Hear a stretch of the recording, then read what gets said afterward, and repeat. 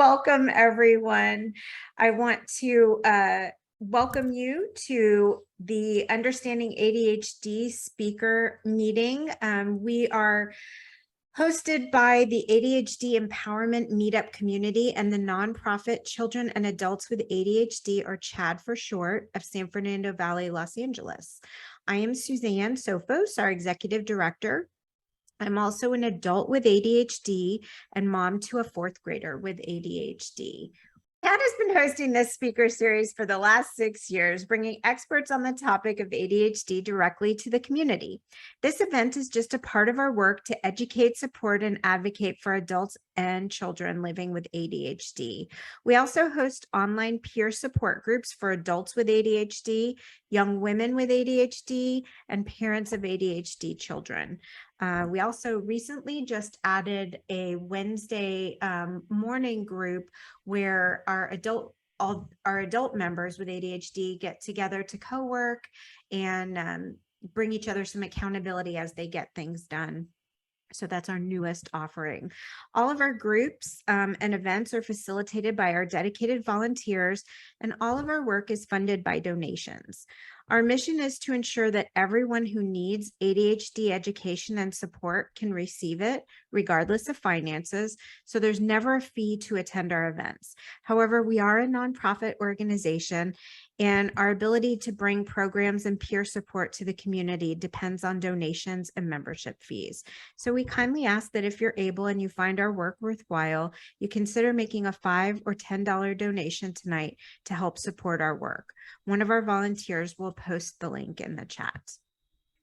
Now, I know we're all probably experts in Zoom by now, but what we'd like to do for this evening's meeting is to ask that everyone keep their audio muted. You can use the chat feature at any time throughout the meeting, and we encourage you to do that. It is not rude. We can have little side conversations and share if you guys have things to share that relate to what our speaker is talking about, you can post them in there. And then we will have a Q&A at the end. It will be moderated. So what we'll ask is that at any time throughout the meeting, if you have a question, you can either send it directly to me if you want it to be anonymous, or if you don't care if other people see, you can post it right in the chat, and we'll be collecting those so that we can go over them at the end. So we like to start off our meetings with a brief evidence-based overview of what ADHD is and how it impacts individuals, just so we're all on the same page. ADHD is a lifelong neurobiological condition. It impacts brain function in a way that impairs executive function, delays social emotional development, and impairs our self-regulation.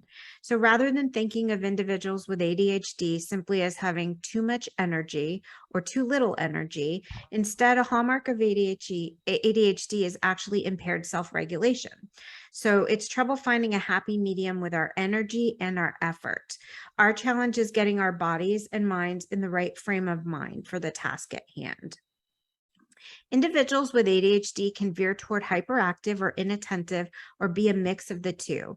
For people with ADHD, getting our bodies and our minds to cooperate and serve up just the right amount of attention and focus for the task at hand can be extremely challenging. Studies do show that if ADHD is not diagnosed and well treated, ADHD-related challenges can significantly decrease life expectancy by up to 13 years.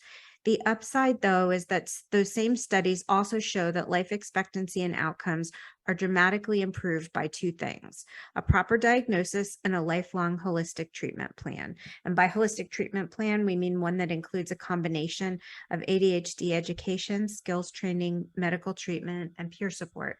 And for the parents that are here tonight, I want to just make another point that one of the main predictors for the outcome of children with ADHD is educated parents who understand ADHD and can work with their children's special brains and bodies. So if you're a parent and you're here, we're really glad, because it makes a huge difference in the outcome of your child's life. Understanding ADHD also means understanding the brain's executive functions because those are both delayed and impaired in individuals with ADHD. These functions are what help us do things. They help individuals manage and regulate our planning, decision-making, learning, judgment, emotions, and actions. So basically, if we're doing something, we're using our executive functions. There are several models for executive function. The one that we've shown here is from Dr. Thomas Brown, a very well-known ADHD specialist.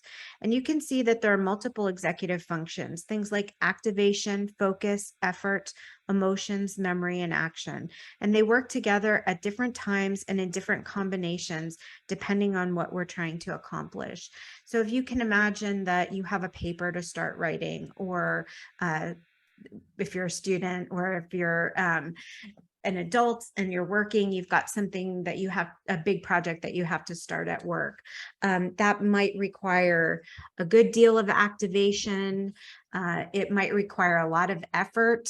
It will require your focus once you get started. If you've delayed and haven't started until the last minute, you might have some big emotions about it. So basically what that means is that for anything you're about to undertake, there's different amounts of these executive functions that you need to come online in just the right time and the right amount. And that is where those of us with ADHD really struggle. But you can think of executive function skills as a muscle that can be strengthened and developed. Executive function coaching and skills building practice, along with other ADHD treatments, can be a really strong way to support the executive function challenges that ADHD brings. I'm so pleased tonight to welcome executive function coach Christine Leppones. Christine's company, Executive Function, or EF Ninja, helps teenagers and adults with ADHD and executive function challenges to better navigate the world.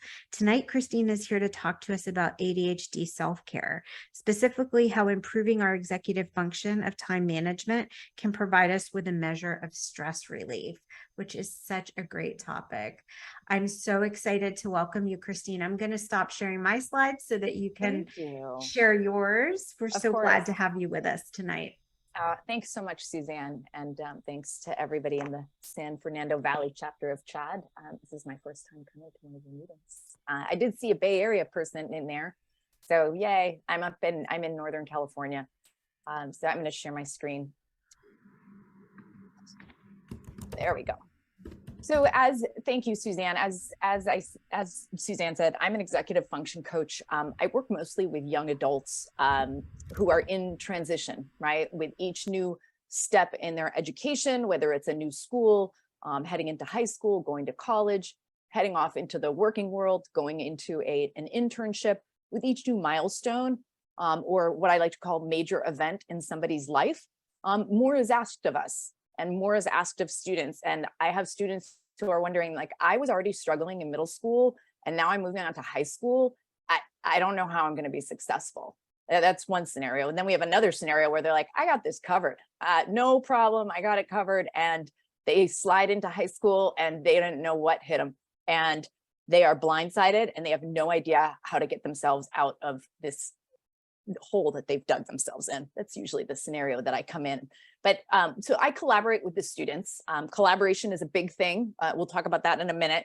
But we figure out systems that they can use that work with their own unique brain, that help them to create habits that are going to serve them at this new milestone. So whether you're a student on the call, or you're an adult with ADHD, or you're somebody who's living with someone with ADHD, you know, we all have these major events in our lives or major milestones. And we have to figure out, how do we change our routine now that we have this major milestone that we've hit, or this major life event? What do we need to do? So I've got some tips and techniques on how you can manage your time better, which is one of our executive functions, and so that we can create more balance in our lives, so we can do everything that we need to do in the course of our day, but also have time for ourselves and also have time to do things that we enjoy doing. So I'd love to, if you want to throw in the chat, I know Suzanne asked early on, but I think we had a lot of new people join. I'd love to hear, are you a student? Are you an adult living with ADHD? Are you somebody who is a parent? I'd love to hear. My presentation should be able to strike a chord with just about everybody. So we just went through the executive functions. Suzanne did a really, she mentioned one ADHD expert. If you go online and you look up executive function, you'll find so many different definitions. Some people say there's 3 executive functions. Some people say that there's 12. Some people say that there's 16. I mean, it just varies. To me, it's what's the skills you need to get stuff done, right? So some people call your prefrontal cortex, where executive functions are stored, the CEO of the brain. It's what helps solve problems. It's what helps to get you started on tasks. It helps you figure out, what do I need to do in order to accomplish this task? Where am I? And assessing how I'm doing on the task.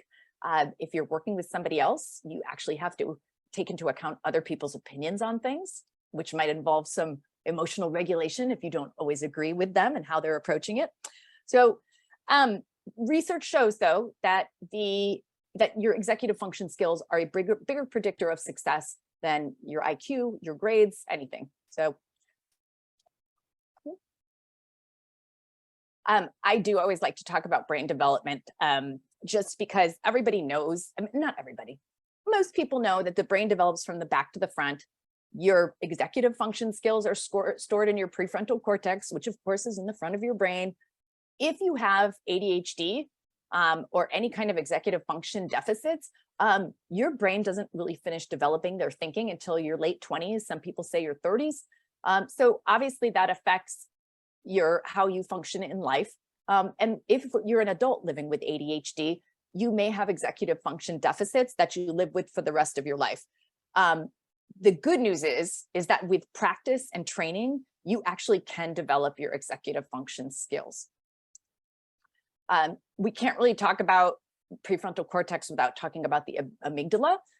While we're born with, not a fully formed prefrontal cortex, we are born with a fully formed amygdala. That is our fight, flight, freeze response area. For those of you who know, our amygdala is kind of what takes over when we're in a stressful situation, or what our brain views as a stressful situation, in a survival type situation.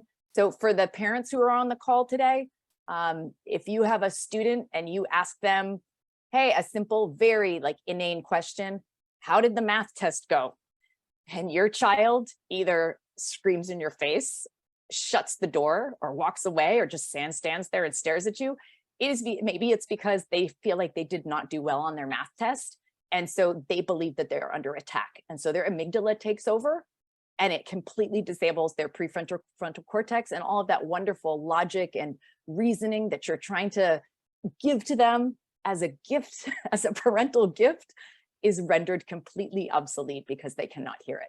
So our goal for tonight is to stay out of our amygdala and to stay in our prefrontal cortex. And we'll talk about how we can do that as well. Something I really want to stress, I get really overwhelmed when I watch presentations where I'm getting a lot of good information, a lot of good tips. I try to keep it to 5. Do not try to change 5 things in your life, okay? If you are here because there is a stress point in your life that you would like some help with figuring out, how can I make this better? Or you're here just to kind of pick up some tips on how to improve your time management, pick one thing, okay? Don't try to work on everything, because I promise you probably won't be successful. So we want to pick one thing. So whether we're in some kind of a new transition with my students who are starting a new school or a new grade, maybe you started a new job, maybe you received a promotion and you have more is being asked of you. And so you have the same amount of time, but you have a lot more to do. So how do we fix that? What do we do? So I love to talk about habits. So think about something that you know you should be doing, but you don't do it, right? Like scheduling a date night with your partner, meditating in the morning, checking your online portal every day, adopting a new calendaring system, starting to write things down because you've forgotten some stuff, going to the gym, right? Some of these habits can actually lower our stress, but we don't do them. So why don't we do them? We don't do them because we forget. we don't do them because we don't have a good routine in place to get those habits, to create those habits. And maybe we have ADHD and we just don't think that we know how to create good habits. We're just like, oh, well, this is just how it is. So I think it's really important that when we are trying to create habits, it starts off with creating a really good routine. So when we have something new that comes into our life, whether it's a new job, a transition to a new school, maybe it's something that's a surprise. Maybe we have a new financial burden that's just hit us. Maybe our car broke down. Maybe we've adopted a puppy. I don't know, whatever it may be. Your routine needs to be changed. Something needs to be added. In some cases, your routine needs to be completely overhauled. One of the biggest reasons why I see my students failing at creating a new routine, because you need the routine to start in order to create a habit. One of the biggest reasons why I see them fail is because they have not put the appropriate scaffolding in place. And what do I mean by scaffolding? The perfect example is an accountability partner. Let's say you have a new job and you have to wake up a good hour earlier than what you normally do. Okay. Or maybe you've started a new sport at school and it requires a morning practice and it's really important to you. Whatever it may be, you know that mornings are not your thing. So what are you going to do? Well, maybe there's a sibling in the house, or maybe there's your spouse or partner wakes up early. Maybe they could be your accountability partner and help you wake up on time, right? Maybe you need to use some rewards. There's really strong research that talks about the use of extrinsic rewards, right? When we don't have motivation, intrinsic motivation to get something done, it's okay to use extrinsic rewards. This is something that's going to actually produce the dopamine that our brain can't produce when we're trying to do a what I call a non-preferred activity, which is, excuse my English, the SHIT you don't want to do, like wake up early, right? So maybe if you wake up on time, you give yourself a latte instead of just a regular cup of drip black coffee, maybe. So that use of routines, I had a student who eats ice cream. She eats ice cream every night. And so she was having like a really tough time with math. And I was like, well, what's something that we can do to help you move through math? Like, what is it that you can do? And what can you use as a reward? She's like, oh, I can use my ice cream as a reward. And, I don't want to promote like using food as a reward with teenagers, but, she said it first. So I just went with it. And she said, okay. And she started doing her homework and she would do her homework, then she could give herself the ice cream. Okay. So give some thought to that if you're trying to add something new to your routine. Tying it to something you already do, okay? I had a student who was trying to set an alarm. They needed to set a second alarm. They set one alarm, but they needed a second alarm because they were sleeping through the first alarm. And so my question is always, how are you going to remember? It's probably the most common question that I ask my students besides like, so what's your plan? What's your plan? How are you going to remember that you need to set that second alarm? We looked for something that he absolutely does already in his routine. And he said, you know what? Every night I shut my curtains. Okay, because I want to go to sleep and I have super dark curtains. Well, can we attach the setting of the second alarm to the drawing of the shades? And he's like, I can try. And so that's what I mean by anchoring it. Tie it to something you already do. Find pockets of time, okay? What I mean by that is when you're adding something new to your routine, sometimes something that just came naturally that you automatically did, like maybe you call your mom once a week. Maybe you go grocery shopping once a week. Maybe now you actually have to schedule those things into your calendar, or you have to find pockets of time. Like I can't just pick up the phone and call my mom whenever I want because I actually have to be in an office working. So maybe I have to call her as I walk to the bus. So finding those times. When we're talking about creating a routine, one of the biggest things what we want to do is make it visual. And the reason why I say this is because I have so many students, when you have ADHD, there's something called being time blind. You cannot see what time looks like. That's why when you're doing something that's not a non-preferred activity, like, I don't know, balancing your checkbook, it could feel like it takes an hour. But then when you do something that you really love, like walk your dog or, I don't know, talk to a friend on the phone, that goes by so fast. Like we have no sense of time. So I have so many students who say to me, like, when I say, how are you going to remember? They're like, I'm just going to remember. And my comment to them is, that's not a system. So I'm giving you some ideas of systems here. Everybody likes different systems. Some people like to write things down. Some people like to use their phone. And my thinking is, whatever is going to get you to create a routine and create a visual routine is okay by me. So if you notice right here in the corner, I put in run, big project, check email. Like I have to put check email into my phone because it is a non-preferred activity. For some people, email is a time suck. You also have to think about, when's your high energy time, right? When we talk about finding pockets of time to do things, if you're not so much a morning person and checking email is a pretty easy task for you, maybe that gets scheduled earlier in the morning. So really, when we're thinking about the amount of stress that we have, thinking about our energy level and when we want to accomplish things and when will we be most successful in accomplishing those things. If you notice down here, I have first draft of presentation put down there. Excuse me. The reason why I put that is because if I just put presentation, I wouldn't do it. I'd be like, oh my God, that's too much. That's too stressful. And so I have to put in a pocket of time to work on just the first draft. And I only gave myself an hour. And then I have to clean up my desk because I would never clean up my desk. If you could see my desk right now, that's why I've got the filter on. So I'd love to see in the chat, who uses a calendar? What kind of calendar do you use? Do you use a calendar? Everybody, it takes a while. Keep in mind, it takes a while to develop these routines. It takes practice. And what I see happening with students is they try to add something new to their routine and they forget or they fail and they go back to doing what they were doing before, which is usually nothing. We cannot create a habit that way. That's why we need to put that scaffolding in place. Christine, we have a lot of people that use iCalendar, Google Calendar, Asana, Yep. and some people even go so far as to color coordinate their tasks. Oh, there's apps out there that can do that for you. Yep. So yes, I myself have a hybrid system between written and my phone. So it just takes practice.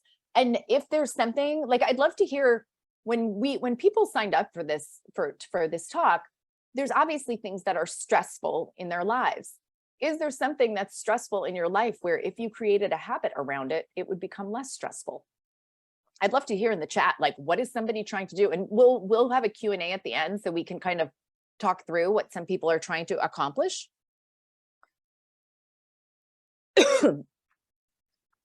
So, stress to me is a negative emotion, right? And when we are talking about stress, usually emotional regulation is one of the first things to go out the window in my experience when we are experiencing stress. And once again, that usually means our amygdala is taking over and we need to emotionally regulate ourselves.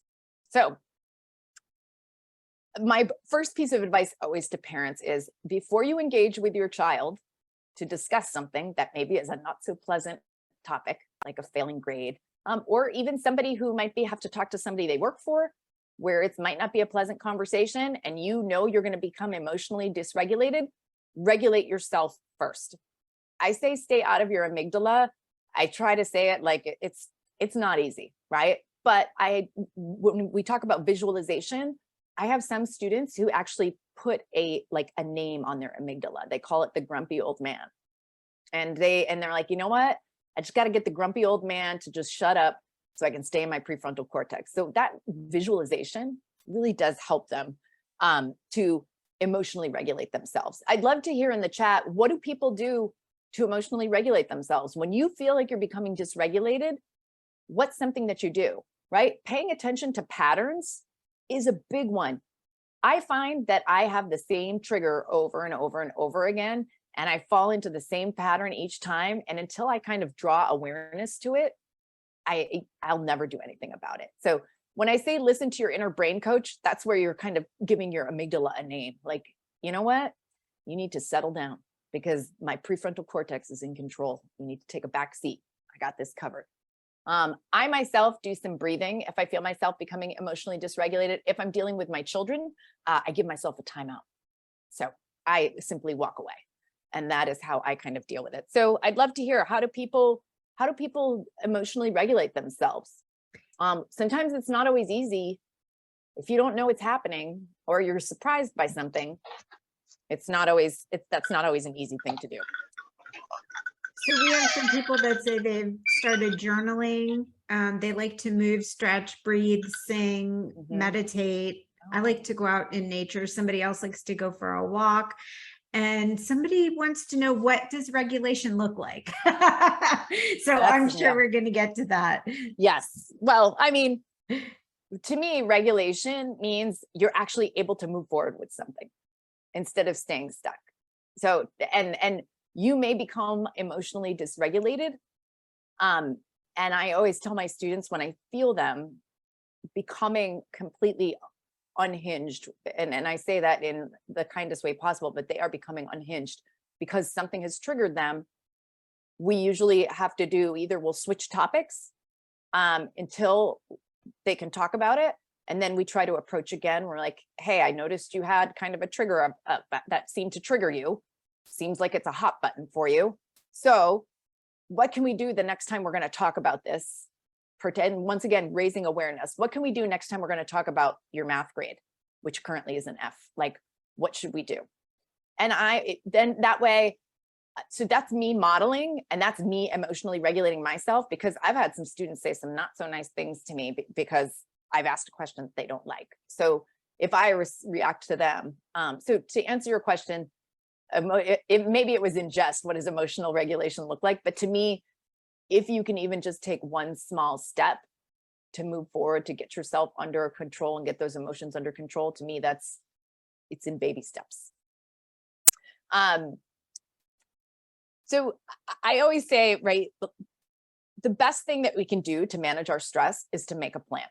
And if you're in a fast-paced environment where stress is coming at you left and right, this may be more difficult to do. So you may not be able to do it right in the moment.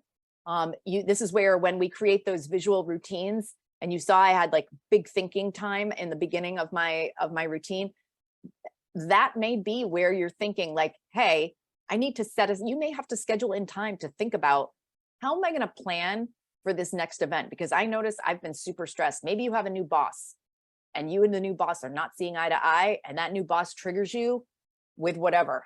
I'd love to hear, once again, what triggers people with their stress. Is it work? Is it financial? Is it school related? Is it family related? Because being aware of what triggers you is the first step towards kind of drawing awareness to it and then making a plan. How do you make a plan to get out of the overwhelm? So if you know that your boss sometimes uses language that doesn't always feel so good, maybe you add in a buffer, which is maybe you go for a walk and take some deep breaths before you go and meet with that boss. So that's what I'm talking about with make a plan. And add in the buffer. Maybe if you know you're going to be speaking to your child about something that is going to be triggering for them, maybe you take a couple of deep breaths with your child, and maybe you actually talk to them about it. Like, we're going to talk about something that's not going to feel good. Why don't we make a plan? Like, what are we going to do if we both start raising our voices and we both start becoming dysregulated? So sometimes that's one of the best ways to plan for our stress. Even if we don't know when it's going to come at us, if we have some awareness around what triggers us, we can make a plan, and then we can collaborate. If you're collaborating with a spouse, maybe there's a trigger around dinner time. Maybe the kids are going a little bit nuts at night, and that's your trigger. You get home from a long day worked, you got the kids, they're starting to get on your nerves, you start to raise your voice, you start to get stressed, and the whole thing falls apart. How do you collaborate with your family when you know you're starting to get triggered? I actually use my kids as kind of my gauge. They're my accountability partner. When they sense that I'm kind of becoming dysregulated, which happens, we have a signal where they're like, Mom, you know you're becoming dysregulated. And they actually say it to me. And when your child reflects that back to you, it's very startling, but it stops me in my tracks. So think of something and that's my buffer, really. My kids are my buffer.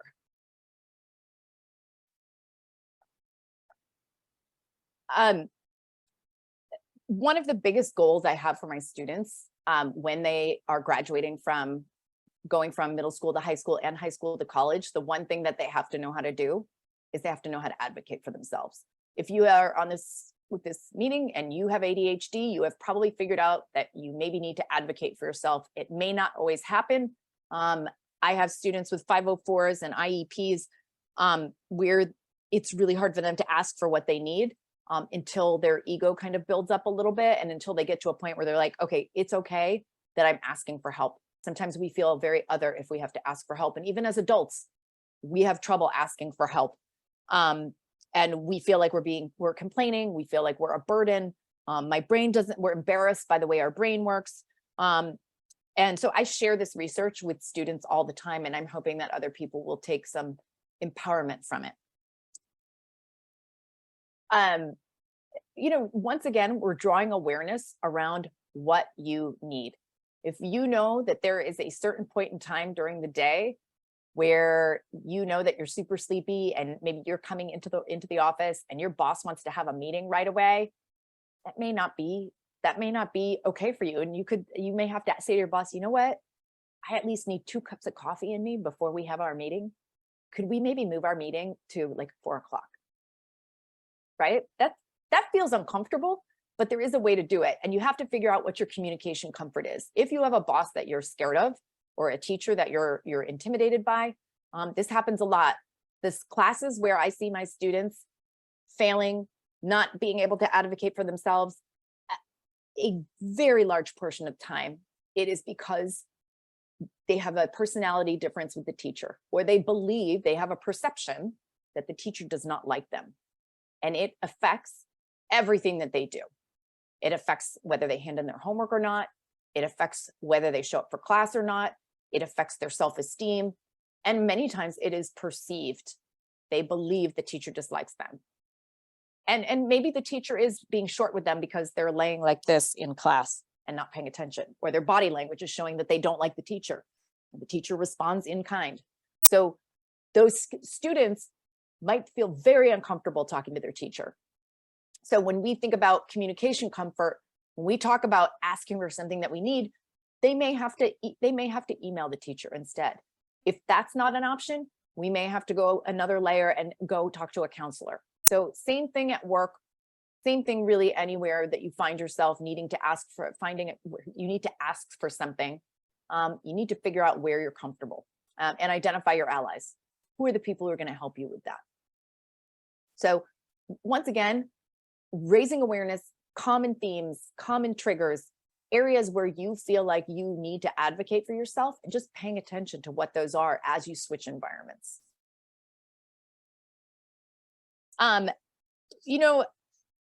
Metacognition, is thinking about your thinking, right? How do you think? How do you learn? I find this fascinating. I mean, I could nerd out on research all day long because it's fascinating to me. But when you're thinking about metacognition, right? Thinking about what went well, what didn't go well, and what can I change?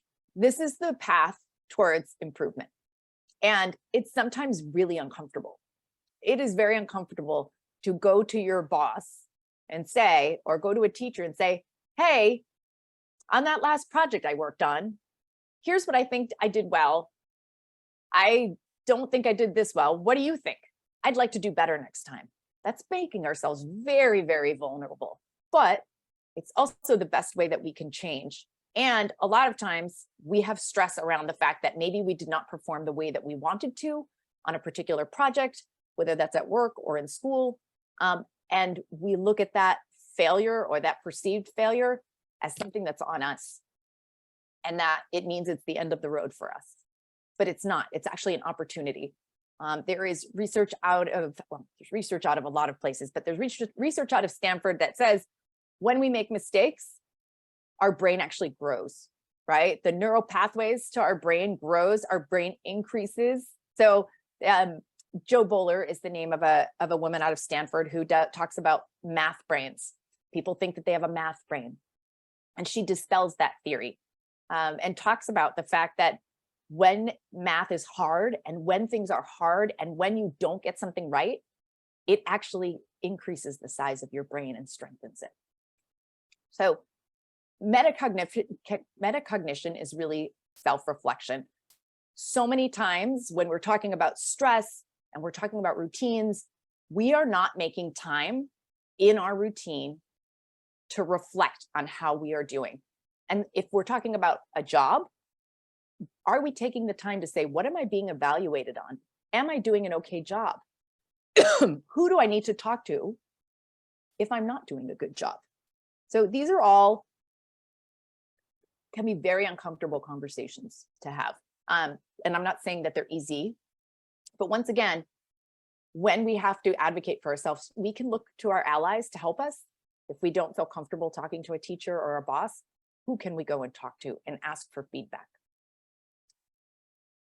I always call this the F word. A lot of people are afraid to talk about the F word, but failure will happen. It is part of the plan. You know, our relationship with failure, in my opinion, is what makes or breaks our success in school, in life, in our jobs, in our relationships. So in our minds, failure equals stress, right? When we fail, it's stressful. So if we plan for the failure, then it kind of eliminates the stress. I say that. It's not really true, because when we fail, it's still stressful, let's be honest. But we can ask ourselves, what obstacles am I gonna what's gonna get in my way this week, right? I have a big presentation to do. What's gonna get in my way of being successful? I always make sure that especially if I'm going to present to a group, I always make sure I know who I can contact when I have questions. And I'm not saying that I'm always prepared, but like making sure at work you have a list of resources, or at school, who can you talk to? When you've forgotten to hand in your homework, who can you talk to about that? Paying attention to triggers. And then also, like, when can you ask for help? Don't be afraid to ask for help.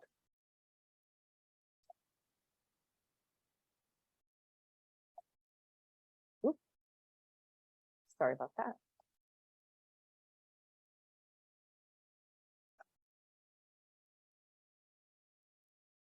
I want to make sure that we all have. There we go. Okay, so these are just some resources that I like. I'll send the slide deck. Don't feel like you have to take copious notes, or you can take a screenshot of this. But Suzanne will get my, there's going to be a recording of this, but also I'll send Suzanne my slides. So I just want to make sure that as we're talking about relieving stress in our lives, I want to remind you, don't tackle everything at once. Don't just start going crazy on all of these websites looking for ways to change everything. Pick one thing. Be intentional about it. And just here are our key takeaways from today. We want to create, if we have to add something to our routine, how do we prioritize it? How do we schedule in breaks? How do we find pockets of time? How do we emotionally regulate ourselves? We want to make sure that we're making a plan, right? And that we're able to get ourselves out of the overwhelm. And we want to make sure we take time for reflection. So I'd love to hear in the chat what's one thing you'd like to work on. I would love to see what everybody would like to work on. Like, what's the one thing that you took away that you'd like to work on? And I'm happy to answer questions or troubleshoot planning if that feels helpful to people. I am here as a resource. Fantastic. Thank you so much, Christine. If you want, we can, let's see, I will put myself back on. If people want to, leave the last slide up. Sorry. Can you leave the last slide, the takeaways? Oh, the Elise, takeaways. we Yeah. will also have the slides available to afterwards as well. But you can feel free to put it back up, Christine, if you want to. And then if people have questions that you guys want to type in the chat, I have a few to get us started that people have sent along. So I will start with those. And if you guys want to share, Christine, what did you ask for people to talk about what they want to work on Yeah, if there's one thing that well, they can, a couple different things. One, they could, if they had a moment where they're like, that's what I need to do. Like, what's one thing that you think you could take away from this presentation and say, you know what, this is what I need to work on. Or one thing that they'd like to work on. Maybe they didn't, there was something that didn't hit the right way. And they're like, oh, could you help me out with this? So I'm happy to tackle either one, but I'd love to hear what resonated, where you'd like more information. I'm Terrific. happy to answer any questions. All right. Well, I'm going to start with a couple questions. Do you have specific recommendations, since you work with so many adults and students that have challenges with time blindness? Do you have specific recommendations for effective planners or apps for ADHDers to track time? So my number one thing, to me, especially if we're talking about a student, I cannot tell you how many parents have bought their student a planner without getting their buy-in. And the student's like, I don't like it. It's too small. It gets lost in my backpack. I don't like it. It's too big. It takes up too much room on my desk. You need to get the buy-in. If you're talking about for a student, show them, there's so many different ones on Amazon that I like the ones where there's room. Some schools sell planners. I know that some of the local high schools here sell planners, and they do a nice job of creating like a block schedule. But I personally, let me see if I can get that. I like a planner that actually has room for your class information, and I can pop some, I would have to look for them, but I can send you some links on the planners that I like. But really, what I like and what you like are going to be different. I like to have a section with notes on the side. I like to have a little extra space because I do like meal planning at the bottom of mine. I like to have like priorities. Like I want like a priority list, and then I want a secondary list. So like I like a lot of specific things. As far as apps, I've used like Todoist. I've used a lot of different apps. There's My Homework. There's a lot of different apps that you can try. I just say try them. And the reason why I say that is because you may say like, I want an app. I want an app that's going to help. I want an app that's going to help me, to manage my time better. But if you don't use the app, it doesn't really mean anything. So true. That's what I always tell people. The best planner or to-do list is the one you're going to use, because everybody's so different. Exactly. So you have to try. You can try if you're going to try some out. My recommendation is to go online and literally you can go to Google, Google templates in your Google Docs, and they have tons of calendars there. Or just type in free calendar template. Print out 3 or 4, and you know what?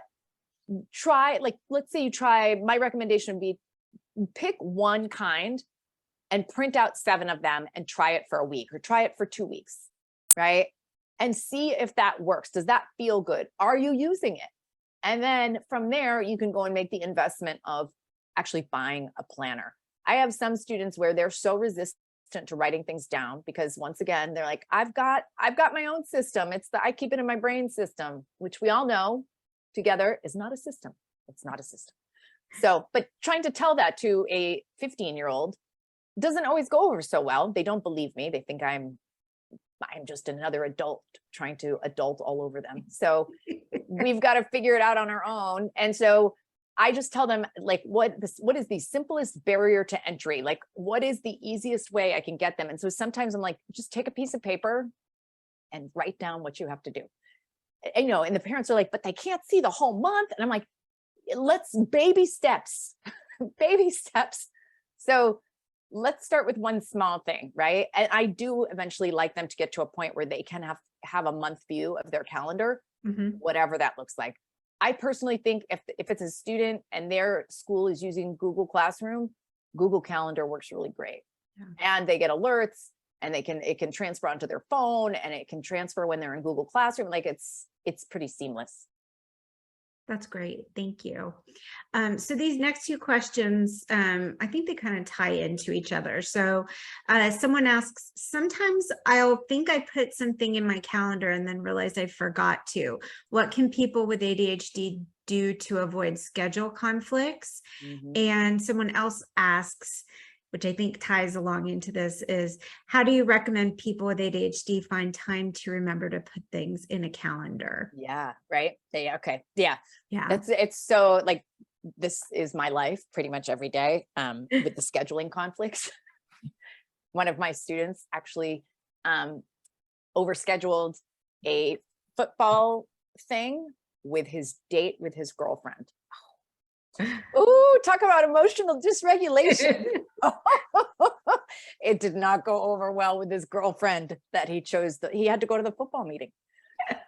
So that's when we talk about, okay, what could you have done, right? He's like, well, I had the football thing in the calendar, but I didn't have the date thing in the calendar. So in that particular case, you know, I really ask people, like, especially look for the patterns once again. Like, if you're in a fast-paced environment and you're missing something at work or you're missing something at school and the teacher's like, don't forget this, right? And you don't know, and you don't get it into your phone on time, then that's where you have to kind of create like a backup system almost. And I'm not trying to make it more complicated than it is, but if you can make, you know, if you're able to, if this is a school environment and you're able to take your phone out, a lot of students aren't. And I have, so in this particular case with this student, we created a system. It seemed like he had kind of a blind spot for when his girlfriend wanted to schedule things. So we looked for patterns around that. And whenever his girlfriend now tells him something, he actually talks into Siri and has it added to his calendar that way.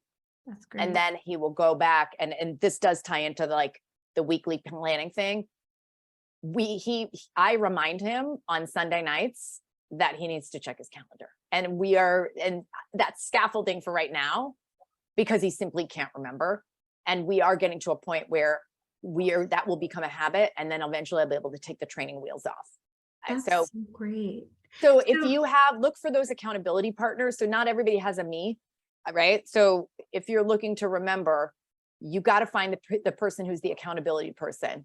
If you have somebody that you live with who regularly, like, I don't know, does a notebook check or regularly sits down to do something, tie it to something that already exists and find a time.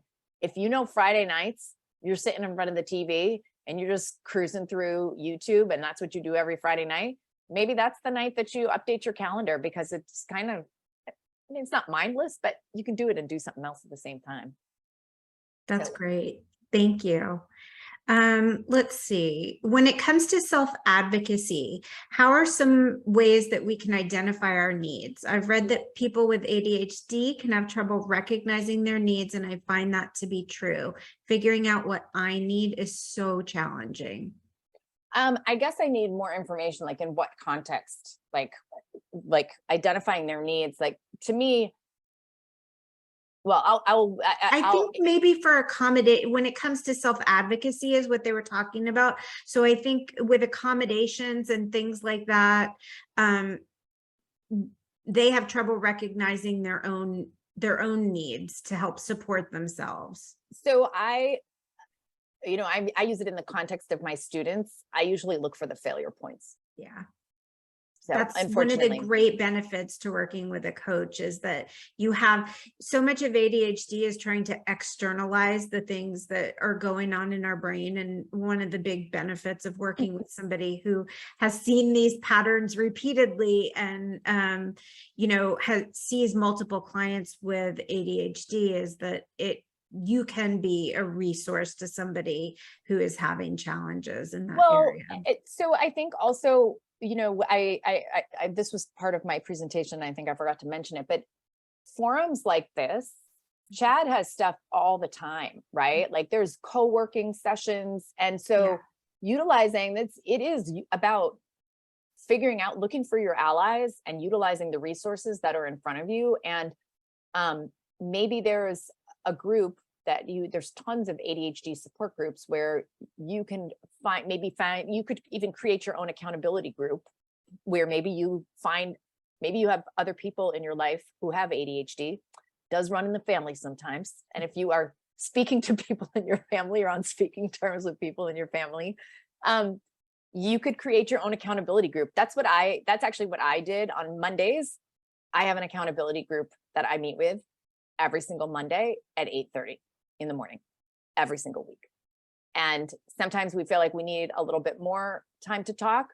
And we use the time for planning. That's when I update my calendar. If I don't meet with them at 8:30 in the morning, I probably wouldn't do it.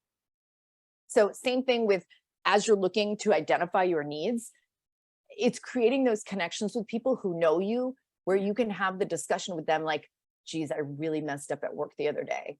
My boss wanted me to come in early to work on a project and I totally forgot, right? And so now all of a sudden, and sometimes we don't want to address those times because they feel very uncomfortable, and we're shining a light on an area that is a perceived area of weakness, and we don't feel good about it, and it feels very uncomfortable. So finding trusted allies who we can have those vulnerable conversations with, or be like, I think I really messed up at work and I don't really understand why, but my boss was giving me the cold shoulder the other day, and it has something to do with the meeting we ran, but I don't know what.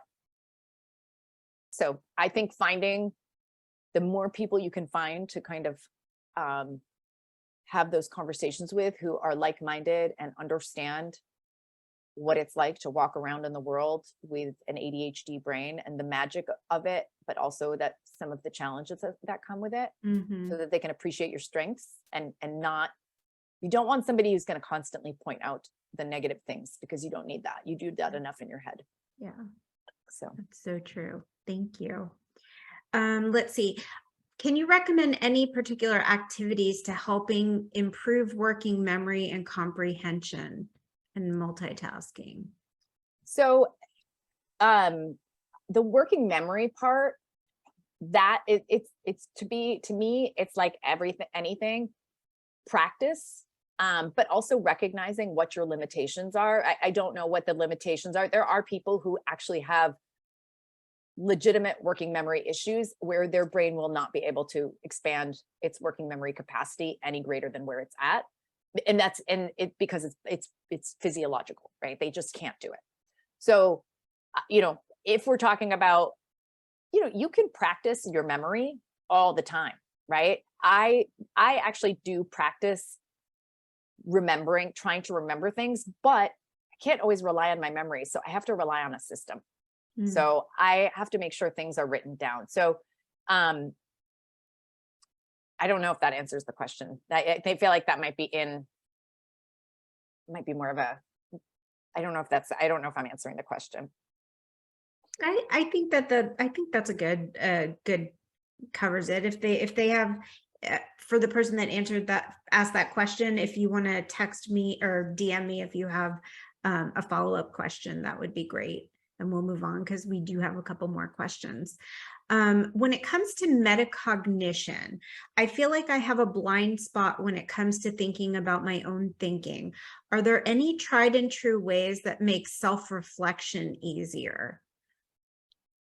In my opinion, journaling is one of the best ways to improve your metacognition. The more you do it, and once again, these are skills that if you don't practice them, like it's not gonna magically happen overnight. Similar to creating a new routine or a habit, like unless you practice it.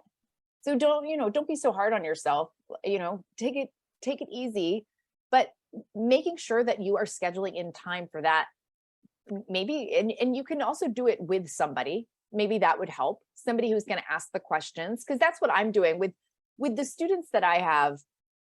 Metacognition does not come naturally to them. And I think I don't remember who I read someplace once that like judgment and your metacognitive judgment is the last of the executive function skills to develop. I don't know if that's true. I couldn't cite the source, but I remember it because I was like, that's so interesting. Yeah. I've never heard that before. Maybe there's a reason I didn't hear it before because it's not true, but I remember reading it. But I always say one of the hardest things to do with my students is to take those metacognitive moments where we're like, okay, so you got a 65 on your test.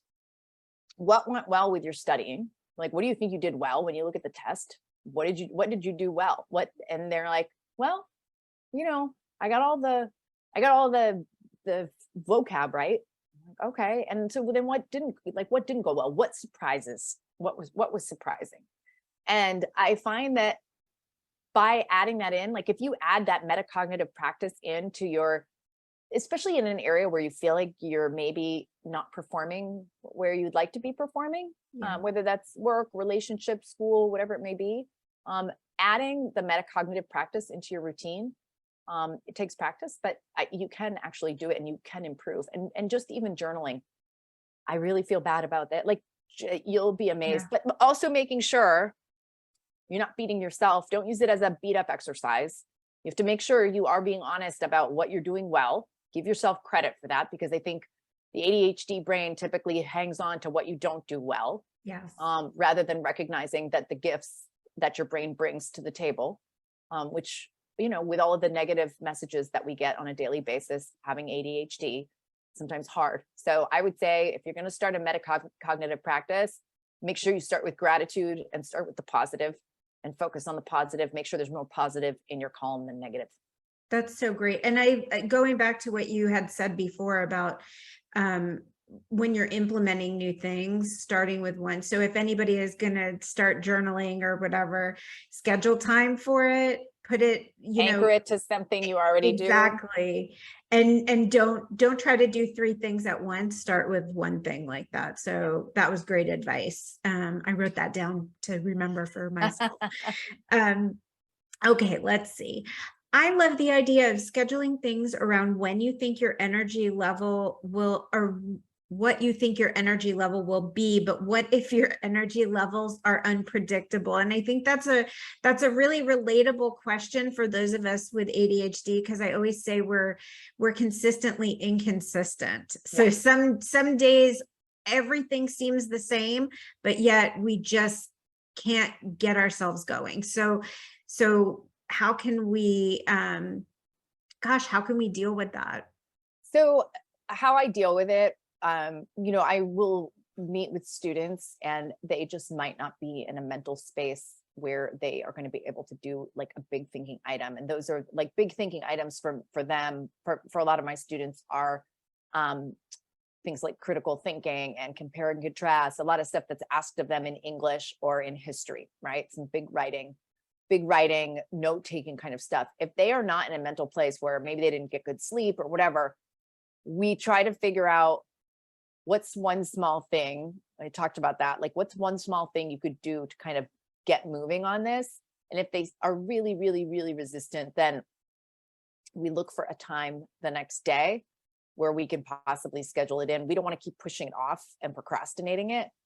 But sometimes you just got to take the loss and just be like, I'm just not going to do it, or else you could wind up spinning your wheels. And it really is a fine balance, because you could also wind up using that as a crutch for procrastination. So I would say,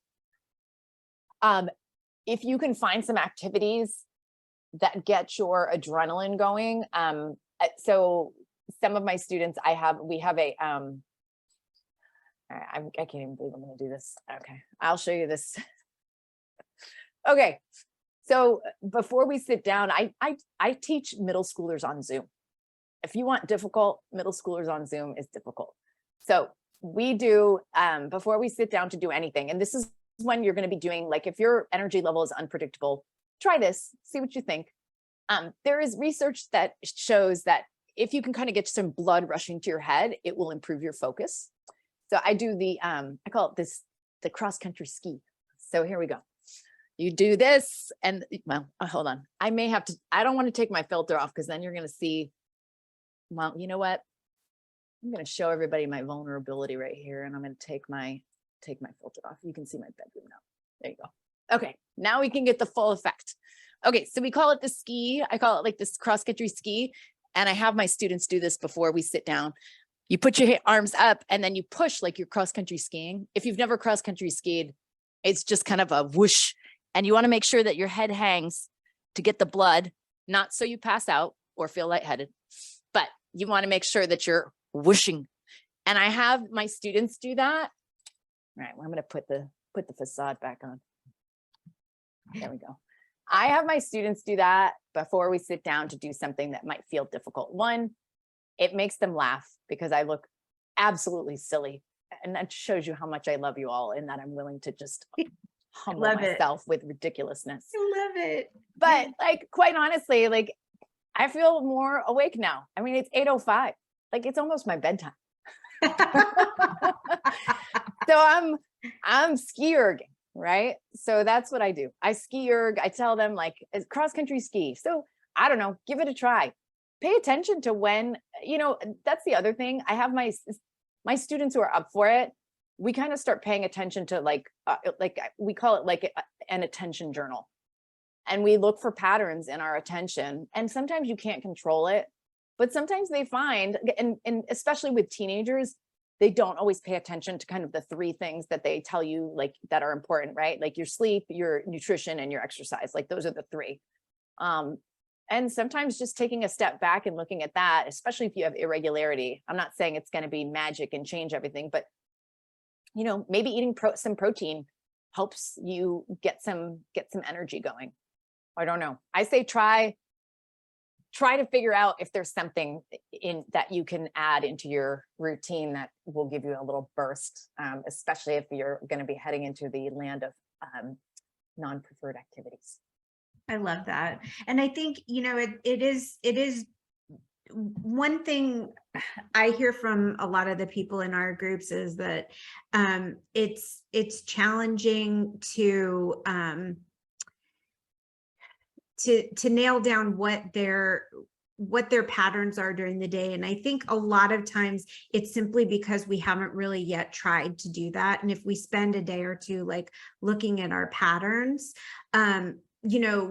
or even a week, maybe you need more time than that, but, just actually the act of spending the time doing that, we sometimes can step away and have a better idea.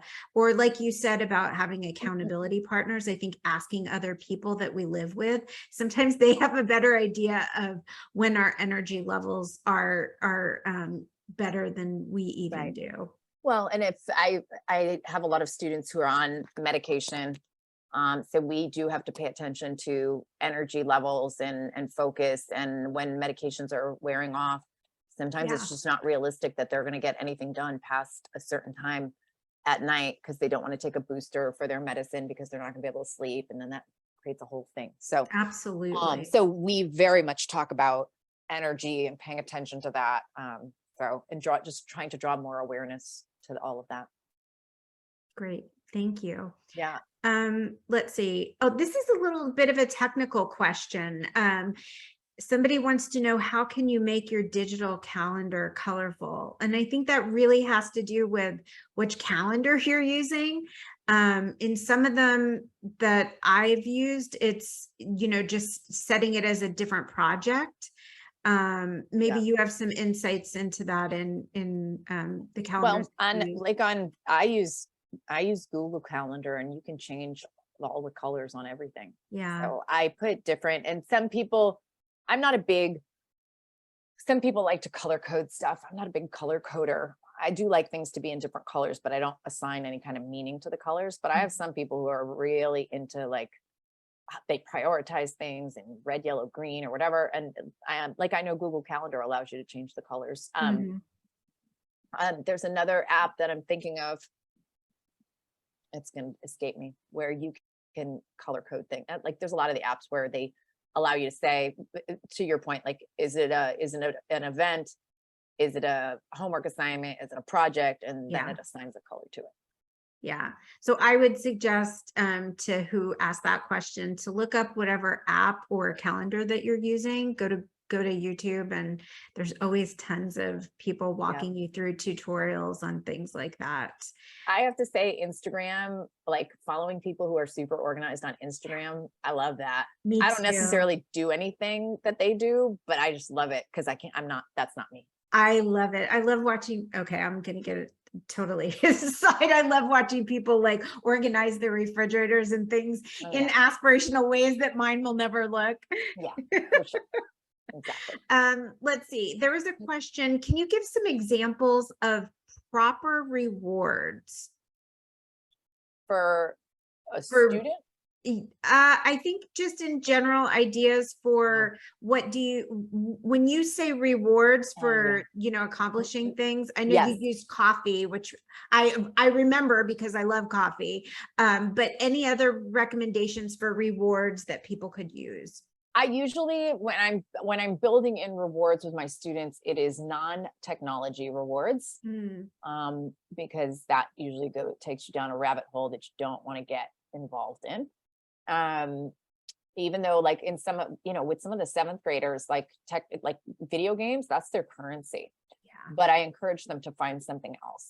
That is actually I do not allow video games to be the reward that they use. That's up to the parents to kind of monitor that, but they have to it forces them to find something else that they enjoy. Do you like to jump on the trampoline? So it just depends on, so some good rewards would be anything that you think, it could be me. So for a lot of my high school students, it's social. They want to, and this may get into the technology piece, but like, if we're using it, if we're talking like a reward for finishing something, like they're going to finish their homework and then they can go see their friends. The issue that I take is when the parents use the social or use it as something that's punitive. And so it's a slight switch in your language where they're like, you can't do this. You can't see your friends if you don't finish your homework. But if you switch it to, once you're done with your homework, you can see your friends, then that's a reward. So it really is whatever the currency is of the person that I'm working with. Once again, if I'm dealing with a middle schooler, a teenager, I don't always suggest food, but most teenage boys that I know are pretty into food. And so I'm like, okay, like, is there some kind of snack you like? Or is there, I don't know. I try not to say candy or anything. So I'd say find a pleasurable activity. If you're a magazine person, maybe you're going to read Us Weekly. Maybe you're going to subscribe to Us Weekly online. And one of your things that you do when you finish whatever it is you're supposed to be doing is something to do with Us Weekly. If it's associated with a person, that kind of makes it even better, because then you have an accountability partner. That's great. Thrown in there.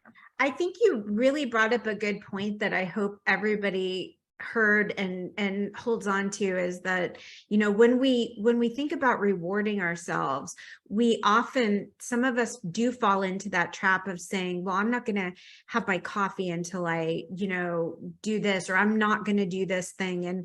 And I'm curious to know, since, you have so much experience working with adults and students, for people with ADHD, from what I understand, there's not really any benefit. It's not motivating to demotivate yourself that way. So it's not a very productive way for us to try to get things done. Is that true? You're punishing yourself before you've done anything wrong. Right.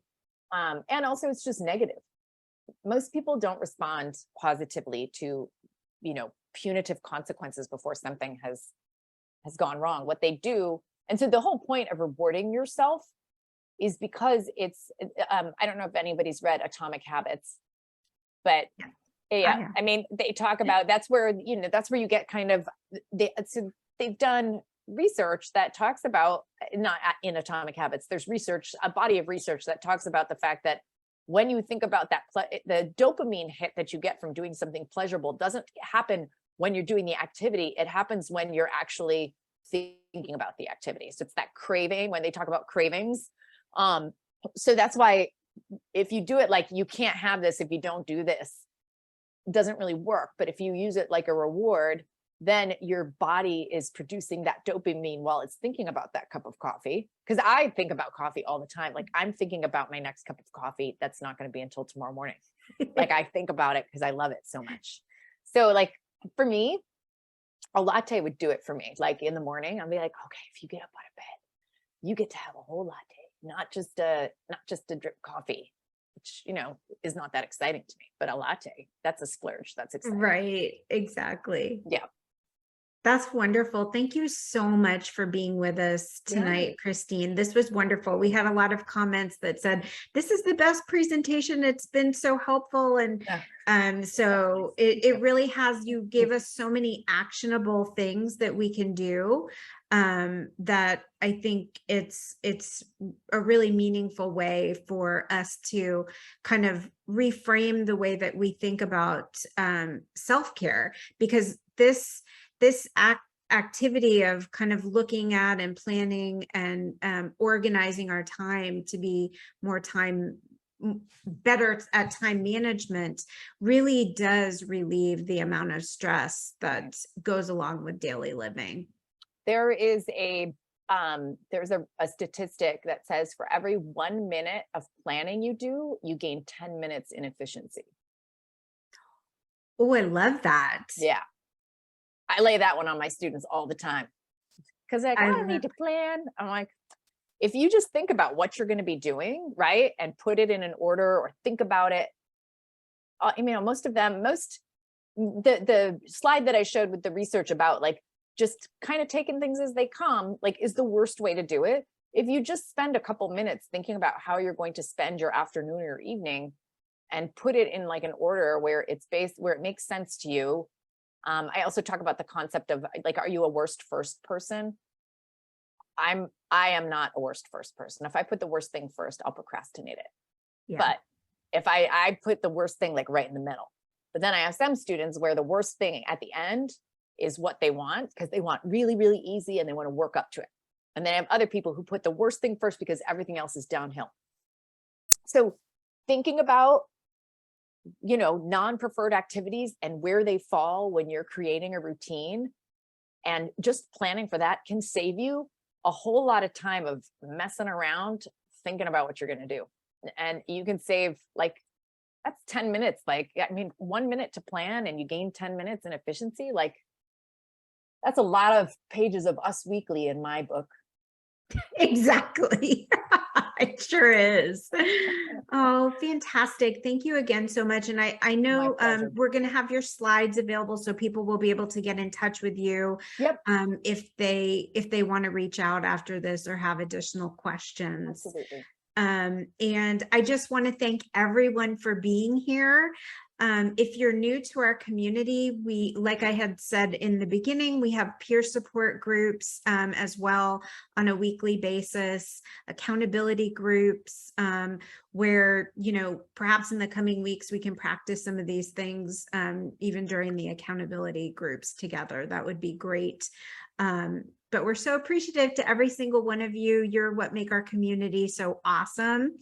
And I hope that you all got a lot out of tonight's presentation and that you all have a great rest of the week.